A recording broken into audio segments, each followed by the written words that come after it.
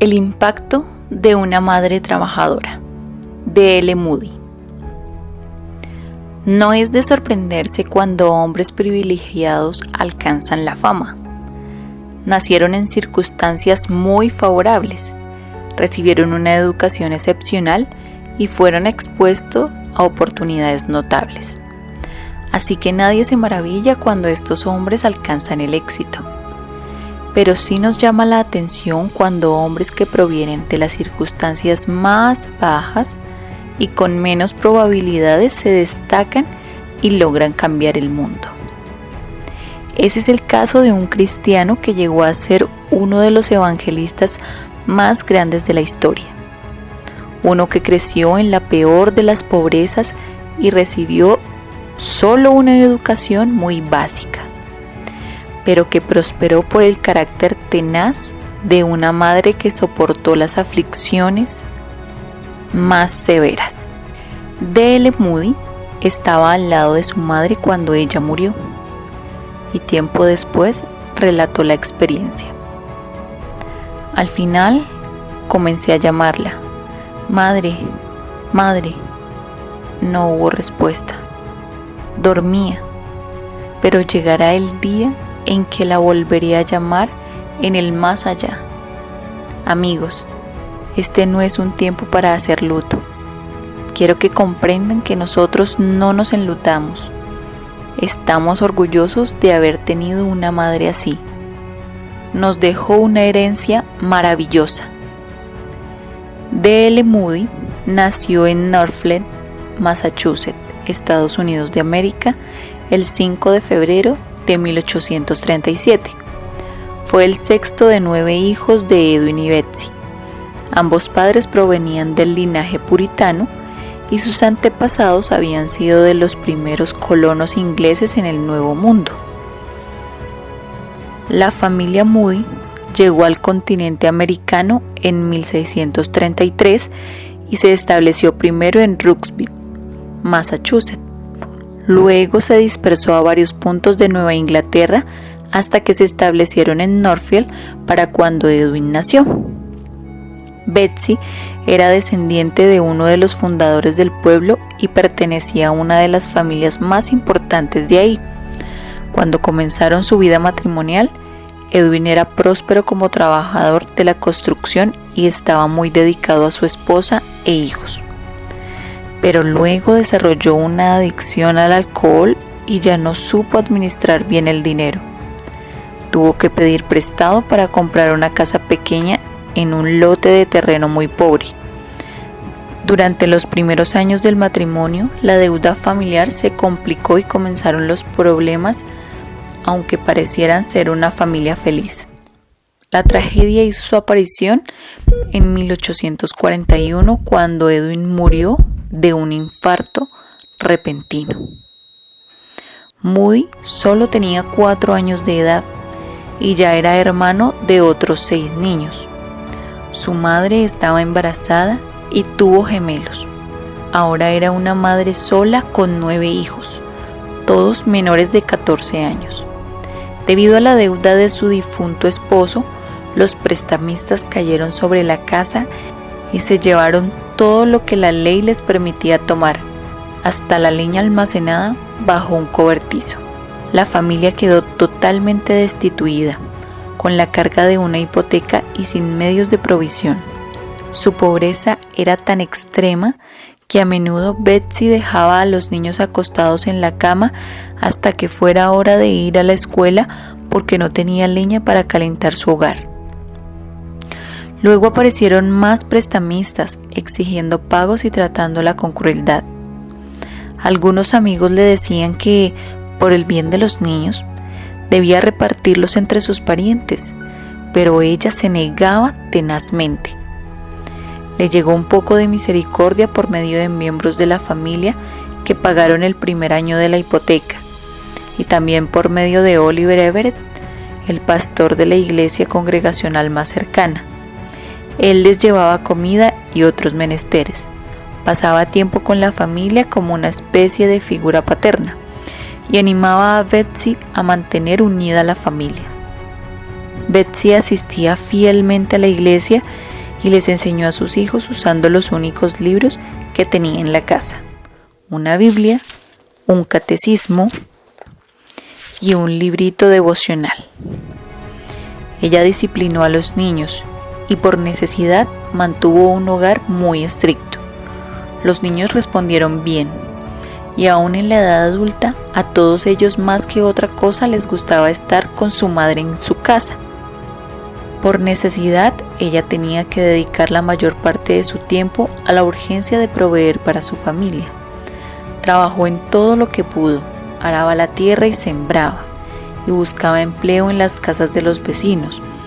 En su hogar ella hacía la ropa de sus hijos, hilaba la rueca, tejía la tela, la cosía y la volvía a coser hasta que ya no se podía reparar más. A veces parecía que la familia ya no podría seguir adelante, pero al final siempre tenían lo suficiente, aunque fuera poco. Durante todo ese tiempo, ella mantuvo su confianza en la provisión de Dios, y su fe sencilla fue recompensada. Confía en Dios, era su credo, y ella confiaba en Dios incluso cuando sentía el llamado a sacrificar lo poco que tenía para ayudar a quienes tenían todavía menos. Aferrada al poder de Dios, mantenía una actitud alegre delante de sus hijos, aunque por las noches lloraba hasta quedarse dormida. Muchos años después, Moody honraría a su madre con las palabras de Proverbios 31. Mujer virtuosa, ¿quién la hallará? Porque su valor sobrepasa las perlas. Confíe en ella en el corazón de su marido. Fue viuda durante 54 años, pero amó a su difunto esposo hasta el día que ella murió de la misma forma en que lo había amado durante toda su vida. Nunca escuché una queja, y ella nunca enseñó a sus hijos a hacer otra cosa más que reverenciar a nuestro Padre. Ella lo amó hasta el final. Busca lana y lino y con gusto teje con sus manos. Esa es mi madre. Evalúa un campo y lo compra, y con sus propias manos planta una viña. Ciñe su cintura con firmeza y esfuerza sus brazos. Comprueba que le va bien en el negocio y no se apaga su lámpara en la noche. La lámpara de la viuda Moody había estado encendida durante 54 años en aquella única recámara. Le construimos un cuarto para ella, para que estuviera más cómoda, pero casi nunca lo usaba. Había solo una habitación en la que ella quería estar. Sus hijos habían nacido ahí. Su primer dolor llegó ahí, y ahí fue donde Dios la encontró. Ese es el lugar donde a ella le gustaba estar, donde a sus hijos les gustaba encontrarla, donde ella se esforzaba, trabajaba y lloraba. Sus manos extiende al pobre y tiende sus manos al necesitado. Algo característico de mi madre es que nunca rechazó a un pobre que llegara a pedir a nuestra casa. Una vez, no teníamos nada más que una hogaza de pan. Alguien tocó a nuestra puerta y estaba hambriento. Ella nos dijo: a ver, hijos, ¿les corto las rebanadas un poco más delgadas para poder compartirle algo a esta persona? Y todos votamos que sí. Así es como ella nos enseñó. No teme por su familia a causa de la nieve, porque toda su familia está vestida de ropa doble. Ella dejaba entrar a la casa a los hijos de los vecinos, aunque metieran nieve con sus zapatos. Y cuando iba a haber una fiesta, ella decía: ¿quién se va a quedar conmigo? Voy a estar sola. ¿Por qué no les dicen a todos que vengan a casa? De esa manera los mantenía a todos en su casa y sabía dónde estaban todos sus hijos. La puerta nunca se cerraba con llave hasta que supiera que todos estaban en cama, seguros en casa. Para ella no había nada que fuera demasiado difícil cuando se trataba de proteger a sus hijos. Un ministerio que cambió al mundo. Desde pequeño Moody fue un niño travieso y testarudo. Aunque recibió un poco de educación, se vio obligado a contribuir para ayudar a su familia, a menudo con un trabajo pesado y agotador. A veces era algo que podía hacer en su casa, y en otras ocasiones tenía que dejar la casa y trasladarse a donde le pudieran dar trabajo. Casi todo lo que ganaba se lo entregaba a su madre para ayudar con los gastos familiares. En 1854, mientras estaba cortando leña con su hermano, decidió que ya no quería trabajar en eso y que se quería ir a la ciudad a hacer su fortuna. Quería ganar $100,000. En Boston, un tío fue amable con él y le dio trabajo en su zapatería. Aunque le fue bien en ese trabajo, se sentía solo, así que trató de unirse a una iglesia congregacional. Sin embargo, lo rechazaron porque no aprobó un examen muy sencillo de conocimiento teológico. Los cultos de la iglesia le parecían muy pesados, pero le fue bien en la escuela dominical con las enseñanzas de Edward Kimball. Una mañana Kimball decidió hablar con Moody sobre la salud de su alma. Fue a la zapatería, se acercó a él y lo abordó. Le habló del amor de Cristo hacia él y del amor que Cristo quería como respuesta. En ese momento, aquel joven recibió la salvación. Moody, ahora como un cristiano de 19 años de edad, seguía intentando progresar en sus negocios y se reubicó en Chicago para comenzar su carrera como comerciante. Ahí se unió a la iglesia congregacional Plymouth, alquiló una banca y se aseguró de que estuviera llena cada domingo. Se relacionaba con extraños y los invitaba a ir al culto. Muchos asistían. Poco después, él y un amigo comenzaron un centro de predicación en la zona más abandonada de la ciudad y pronto lograron alcanzar a muchos niños para enseñarles de Jesús. Este trabajo de evangelización sirvió como la base de una nueva iglesia que alcanzó muchísima popularidad. Después del gran incendio de Chicago en 1871, se sintió llamado a comenzar una carrera como evangelista itinerante usado por Dios para traer avivamiento. El mundo nunca volvería a ser el mismo. Acompañado con la música de Ira Sankey, viajó por todos los Estados Unidos de América y por el mundo, predicando a multitudes de miles y decenas de miles, y viendo cantidades innumerables de personas venir a Cristo. Se levantan y la llaman bienaventurada. En 1875, Moody regresó a Northfield a predicar y Betsy decidió asistir a la reunión. El sermón se basó en el Salmo 51 y al final del sermón él pidió que se pusieran de pie quienes quisieran que orara por ellos. Para él fue una tremenda alegría ver que su madre se puso de pie. ¿Se trató de una conversión o simplemente de una especie de despertamiento espiritual? No lo sabemos, pero parece que Moody lo interpretó como un despertamiento porque habló de su gran fe mucho antes de este evento. Durante toda su vida Moody permaneció en estrecho contacto con su madre, incluso se estableció en Northfield para estar cerca de ella. Cuando viajaba le escribía todos los días buscando sabiduría y consejo de ella. Pensaba tanto en mi madre que no puedo expresar ni siquiera la mitad. Ese rostro tan amado, no había sobre la tierra otro rostro más dulce.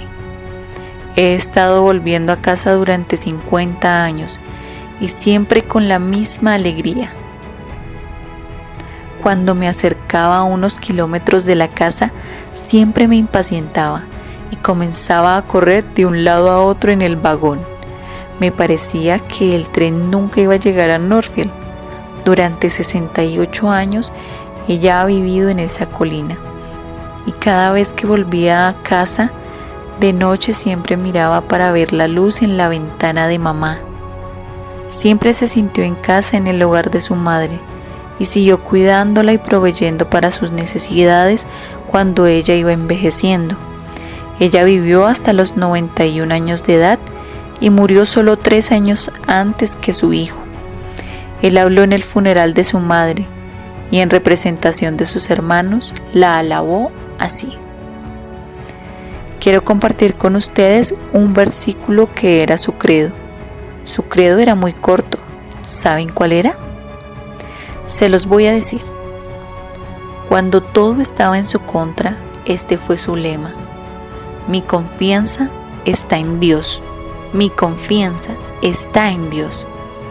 Y cuando los vecinos le decían que repartiera a sus hijos entre sus parientes, ella les contestaba: no lo haré mientras tenga estas 2 manos.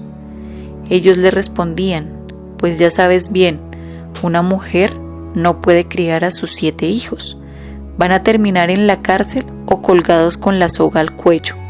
Ella se esforzó y trabajó muy duro, y ninguno de sus hijos terminó en la cárcel y ninguno de nosotros acabó con una soga al cuello. Y si todos tuvieran una madre como esa madre, si el mundo fuera criado con este tipo de madre, no habría necesidad de cárceles. Este libro, un libro pequeño de devocionales, y la Biblia fueron todos los libros que tuvo en esos días. Y cada mañana nos levantaba para leernos algo de este libro. Por todo el libro hay líneas subrayadas y notas, y los domingos siempre nos llevaba a la escuela dominical. No se discutía si íbamos a asistir o no. Toda la familia iba a la iglesia. Creo que ella es uno de los seres más nobles que ha conocido este mundo. Era veraz como la luz del sol. Esa mujer nunca me engañó. Hoy es un día de regocijo y no de tristeza. Terminó sus días sin dolor, sin luchas, como cuando una persona simplemente se queda dormida. Y ahora vamos a depositar su cuerpo en espera de su venida en el poder de la resurrección. Cuando la vuelva a ver en esa mañana, va a tener un cuerpo glorificado. El cuerpo de Moisés en el monte de la transfiguración fue un cuerpo mejor que el que Dios sepultó en Pisga. Cuando veamos a Elías, veremos que tiene un cuerpo glorificado. Esta querida Madre nuestra, cuando la volvamos a ver, tendrá un cuerpo glorificado. Cuando terminó de hablar, se acercó al féretro de su madre y dijo: Dios te bendiga, Madre, te seguimos amando. La muerte solo ha logrado incrementar nuestro amor por ti. Hasta luego, Madre. Después agradeció a Dios por haber provisto una madre tan piadosa. Tiempo para reflexionar. Este es un ejemplo de una madre que simplemente trabajó muy duro e hizo lo que había que hacer para suplir las necesidades de su familia y para mantenerlos juntos a todos. Betsy estaba completamente dedicada a sus hijos, y aunque los llevaba a la iglesia y les enseñaba la Biblia y el catecismo, parece que la mayor parte de su tiempo la pasaba simplemente trabajando. En ese sentido, esta historia es otro mensaje dirigido a las madres que están solas. Ella fue fiel en llevar a sus hijos a la iglesia y modelar una vida de sacrificios. Y Dios fue fiel en salvar a su hijo y convertirlo en un gran evangelista que tuvo un tremendo impacto en el reino. Su fidelidad sencilla al asistir a la iglesia y su amor entregado dieron como resultado un efecto enorme en Moody y por ende en la fe cristiana de su época. No hay forma de saber la manera en que todavía seguirán esos efectos en el cristianismo actual. Es muy alentador ver cómo la fe sencilla de esa madre y su confianza en Dios ayudaron a proveer tal clase de fe en su hijo. La historia de Betsy desafía a las mamás a vivir realmente como si confiáramos en Dios. Su credo, mi confianza está en Dios, se demostró de manera muy real en la vida de Moody, pues él vio la determinación de su madre de creer que Dios proveería para su familia. Incluso cuando solo les quedaba la mitad de una hogaza de pan, estoy dispuesta a darle menos a mis hijos para poder compartir con un extraño? ¿O no voy a confiar en Dios con mis hijos y voy a dejar que el extraño siga su camino? Pensemos en todas las maneras de mostrarles a nuestros hijos cuánta confianza tenemos en Cristo cada día. Podemos pasar el día hablando de nuestra confianza en Dios, pero ¿estamos viviendo esa clase de fe ante los ojos de nuestros hijos? E incluso cuando se trata de su comodidad, de su vida, de sus deseos y necesidades.